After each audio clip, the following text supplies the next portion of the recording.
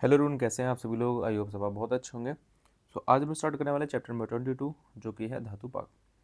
और जैसा कि आप सिलेबस को देख पा रहे हैं, ठीक है, यहाँ पर आपका धातु पाक और द्वितीय के लक्षण, असात्म और इसका correlation, immune pathology, cell injury and cellular adaptation, inflammation, haemodynamic disorder और न्यूप्लाज्म, ये आपके सिलेबस के पॉइंट हैं। अब बात करते हैं इंपॉर्टेंट क्वेश्चन की।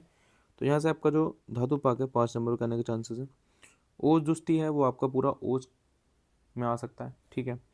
असात में छोटा क्वेश्चन है, मे और मे नॉट भी, ठीक है। सेल इंजरी, सेल रिपीटेशन, ये भी आपका 5 नंबर में या फिर 10 नंबर में आ सकता है। इन्फ्लामेशन 5 नंबर का क्वेश्चन, ये आपका लॉन्ग में बन सकता है, ठीक है। बाकी ये मे और मे नॉट भी हो सकता है, ए प्लस या, ठीक है। चलो स्टार्ट करते हैं सबसे पहले धातु पाक से। तो जैसा कि आप नाम दिख रहा होगा आपको, धातु पाक यानी कि धातुओं का पकना। अब धातुओं का पकना कब हो सकता है और होगा तो क्या क्या दिक्कतें होंगी, तो वो हम आज इसमें पढ़ने वाले हैं, ठीक है। क्या क्या लक्षण होते हैं।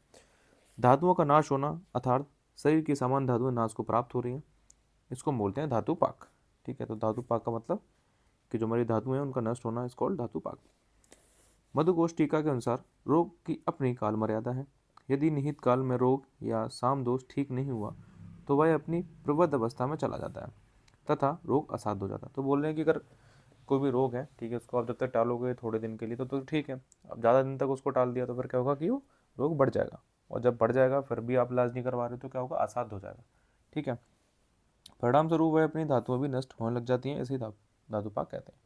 तो बोला कि जैसे रोग बहुत ज़्यादा बढ़ेगा, धीरे धीरे करके बढ़ेगा, और आप उसका इलाज नहीं कर पा रहे हो तो जो हमारा रोग है वो धातुओं को नाश करना स्टार्ट कर देगा, उसको ही धातु पाक बोलते हैं, ठीक है।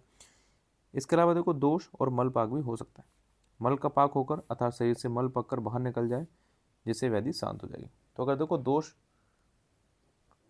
धातु पाक, ठीक है, अगर मल पाक हो रहा है तो नहीं पक करके वो बाहर निकल रहा है, तो अगर मल पाक एक क्या है, एक कंडीशन नॉर्मल है, बट धातु पाक की कंडीशन नॉर्मल नहीं है, एब नॉर्मल है, ठीक है। अब देखो कुछ लक्षण है जो बताए हैं, क्या क्या देखने को मिलेंगे। निंद्रा नाशो, हृदय स्तंभो, विस्तंभो, गर्भम अरुचि, अरति बलहानि, धातु नाम पाक लक्षण। तो ये जब धातु पाक होती है उसके लक्षण होते हैं, मधुकोश टीका हम बता रखे हैं। सबसे पहले निंद्रा, नींद नहीं आपको आएगी, ठीक है। हृदय स्तंभ, ठीक है, आपको जो हृदय है उसमें जकड़ाहट सी आपको लगेगी, थोड़ा सही कर लेना इसको, हृदय। थर्ड आपका विस्तंभम, यानी कि जो आपके बॉडी के अंदर मल है, ठीक है, वो इकट्ठा होने लग जाएगा। गौरवम यानी कि बॉडी में हैवीनेस आने लग जाएगी, क्योंकि मल इकट्ठा हो रहा है अंदर तो भारी भारी सा फील हमें लगेगा, ठीक है। फिफ्थ आपका आता है अरुचि, मीन्स भोजन के प्रति द्वेष उत्पन्न होता है, खाना खाने की इच्छा नहीं करेगी आपको, ठीक है, क्योंकि अग्निदुष्टि के कारण धातु पाक की अवस्था उत्पन्न होती है।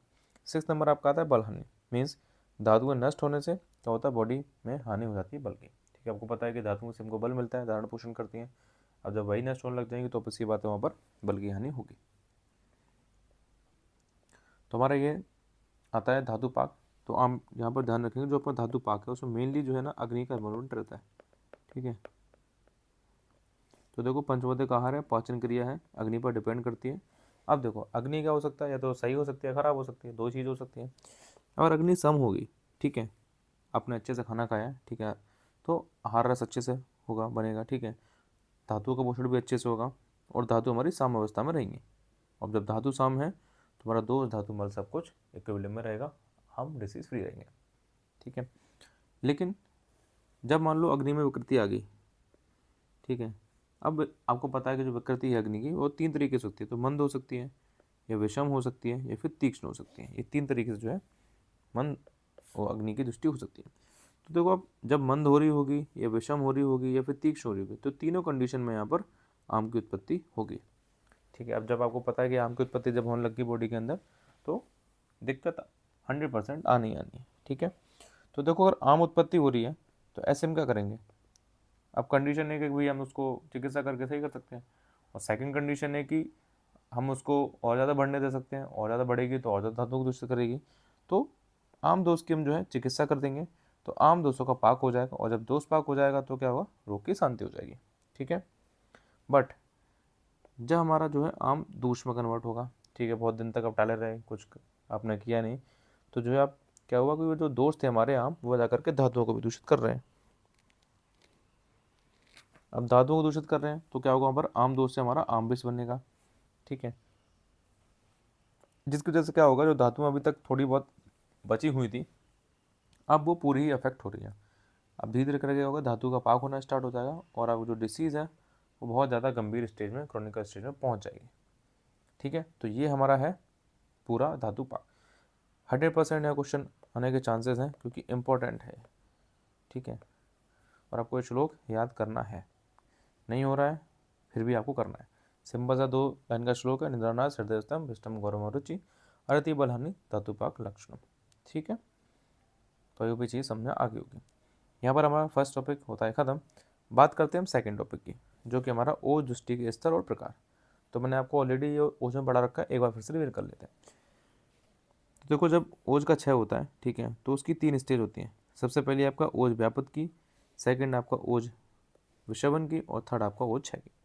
तो हम सबसे पहले देखेंगे ओज व्यापक, ठीक है, वर्टिलेशन ऑफ ओजस। तो इसमें क्या होगा, गुरुता होगी अंगों में, ठीक है, हैवीनेस आएगी, स्तब्धता होगी, स्टिफनेस आएगी बॉडी पार्ट में। इसके अलावा ग्लानि और बड़ वेद भी होगा, डिस्कलेशन देखने को मिलेगा, ठीक है, और लॉस ऑफ कॉम्प्लेक्शन देखने को मिलेगा। तंद्रा निंद्रा आएगी, बहुत सी बात है यहाँ पर, गुरुता आ रही है, स्तब्धता आ रही है, तो तंद्रा निंद्रा आनी है, ठीक है। अति निंद्रा आएगी और वातिक शोभ यानी कि एडिमा देखने को मिलेगा।